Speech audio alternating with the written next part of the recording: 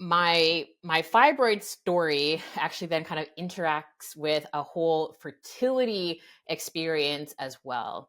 There is an intersection between fibroids and infertility or subfertility, definitely with pregnancy complications.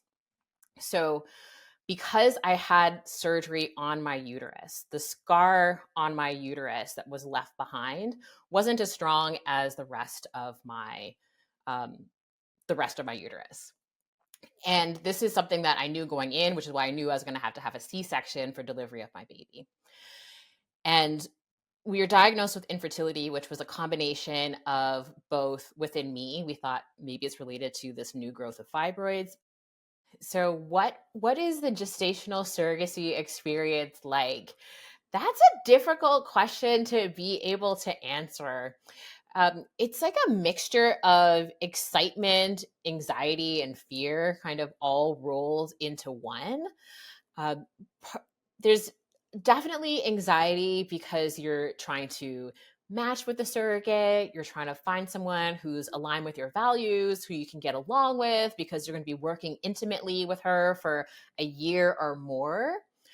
And then there's the anxiety around the fact that I've been here before. I've been pregnant. Now she's pregnant. She's 6 weeks. I've had a miscarriage around 6 weeks. She's 22 weeks. I've had a loss around 22 weeks. So kind of getting into that right mindset. Something that I share with my surrogacy clients a lot is something that I heard from Brene Brown about like foreboding joy.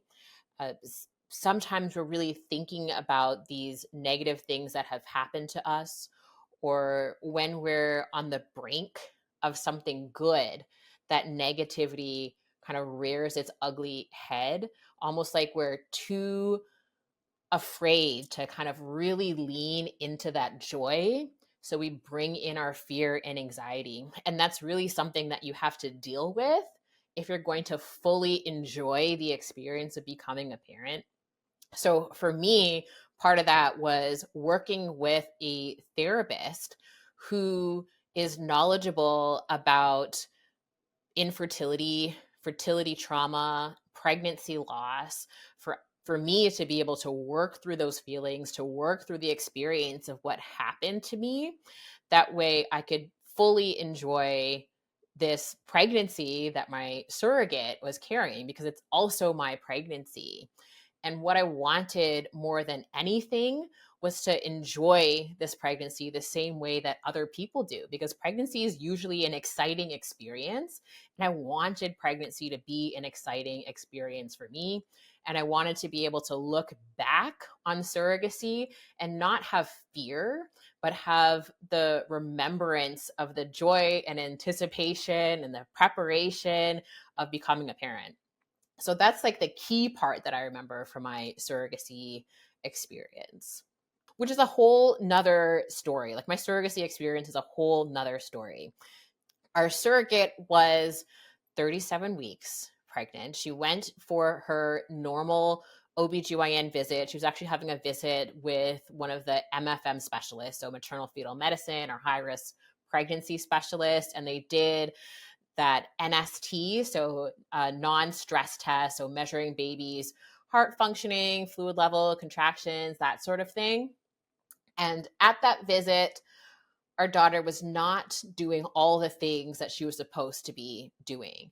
And given that she was already term, they made the decision that she needed to be delivered that day and that our surrogate was going to head over to labor and delivery. Mind you, we were a 3.5-hour drive from where our surrogate was. So we had to rush and pack our bags and jump on the highway and drive to the hospital. Partway through the drive, our surrogate texts us and she says that they can't wait, that she's going for her C-section now. And I'm texting back, do you mean that they don't want to wait? Because, timing and people aren't just going to wait around for someone who's driving, or like they can't wait, like something bad is happening. And there's no response. because she's like already wherever it is she's supposed to be for this C-section. So then our hearts drop and we're racing down the highway, trying to get there as soon as possible. And then my husband says, and this is like totally emblematic of infertility trauma and the fact that it affects men and women too. He says, what if she's not alive? So then we're driving and wondering if something like really bad has happened and if we're heading to a hospital again to not be able to bring a baby home. And so that is going through our mind for 20 minutes, 30 minutes, 40 minutes on our drive. And then Anthony turns to me, he's like, call labor and delivery and ask. I'm like, I can't just call and ask. They have like HIPAA laws. They aren't going to like tell me anything. Just call and ask. So I call and I say, our surrogate's there, our surrogate's delivered, checking to see if she's doing okay. And then the person said, I can't give you any information. She's fine. Baby's in the nursery. I was like, wait, did you say nursery and not NICU? She's like, I can't give you any information, and hangs up. I'm like, you already gave me like all the information that I need. Baby's born and baby's in the newborn nursery and not the NICU, which just brought so much joy to us as we finished our drive. So we make it to the hospital, we go through registration, they have somebody there who's asking you lots of questions and processing things really slow. And you're just like anxious because you're trying to get to where your child is. And we make it to labor and delivery, and a nurse is like, yeah, your baby's over here, which is probably an experience that most moms haven't had, where someone's like, yeah, this baby's yours. And you're like, okay, this one's mine. But they opened the door, and there was like one bassinet and one beautiful little baby trying to like eat her fingers, and with like a little like lock of like curly black hair. And the nurse said, this is your baby. And it was the most amazing experience getting to look at her. It just like touched her and said, hi, I'm your mom. And then we got to cuddle, we got to do skin to skin. We got to breastfeed because I had induced lactation. And just having like those tender moments, this experience that I had been hoping for so long. By the time she was born, we had been hoping to become parents for 7 years. So it was a dream 7 years in the making, and nothing can replace that feeling.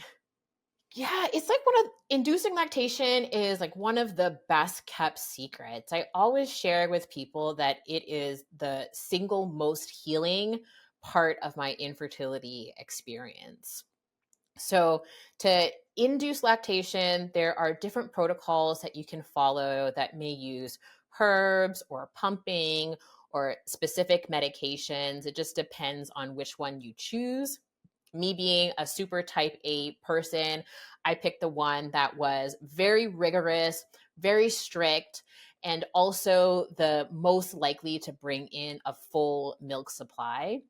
And that is called the Neumann Goldfarb protocol. And the way it works is that you're taking hormonal medication, so progesterone medication, which makes your body think that it's pregnant. And you're also taking another medication which increases the prolactin hormone, which your body makes during pregnancy and as well as during lactation, which helps with breast development of like glandular breast tissue. I can get like way into the weeds about inducing lactation. But anyways, you're taking these two medications. Your body thinks that it's pregnant. It's doing the things to your body that happens during pregnancy. So I started this medication when our surrogate was about 9 weeks along. And then when our surrogate was approximately 8 weeks from delivery, you stop the hormonal medication, which makes your body think that you have now delivered.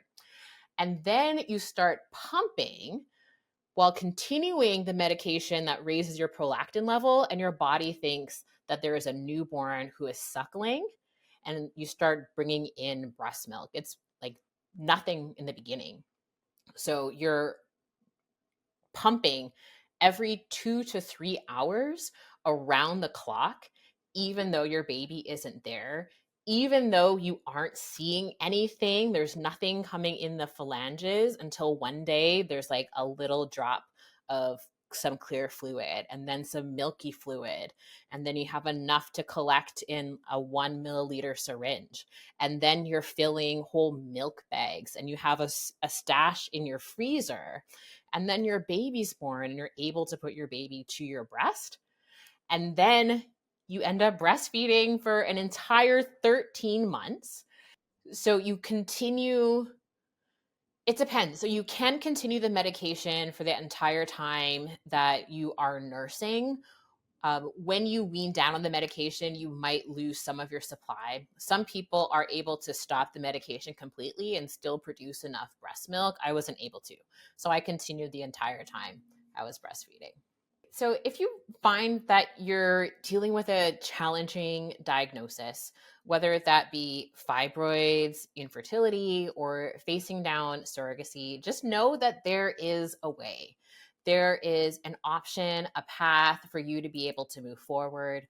And one of those keys is kind of building your community, building your tribe or your support group, your experts who are going to be able to support and guide you through.